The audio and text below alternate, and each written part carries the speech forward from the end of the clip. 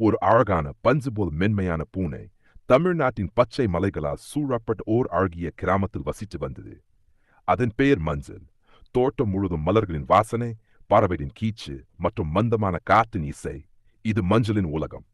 மஞ்சள் மற்ற பூனைகளை மாறா மிகவும் உழைப்பாளி.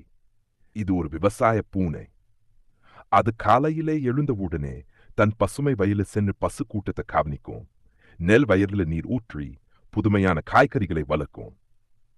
அது அந்நியம் சிறிய தோட்டக்காரரின் தொப்பி, அதுக்கேற்ற மெல்லிய கைவைச்சியை போல நெசவாளி துணி எல்லாம் சேர்ந்து கிராம மக்கள் அனைவருக்கும் அது ஒரு விவசாய நாயகியா இருந்தது. சூரியன் எழும்போது மஞ்சள் தன் பசுமை நிலத்தில் காலி வைக்குது.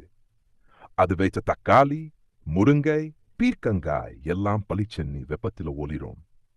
மஞ்சளின் உள்ளத்தில மகிழ்ச்சி. இதுதான் என் வாழ்க்கை, இதுதான் என் பெருமை. அந்த அழகான பூனை விவசாயத்தின் மூலம் கிள உணவையும் மகிழ்ச்சியும் பயிரிட்டு கொண்டு சந்தோஷமாக வாழ்கிறது.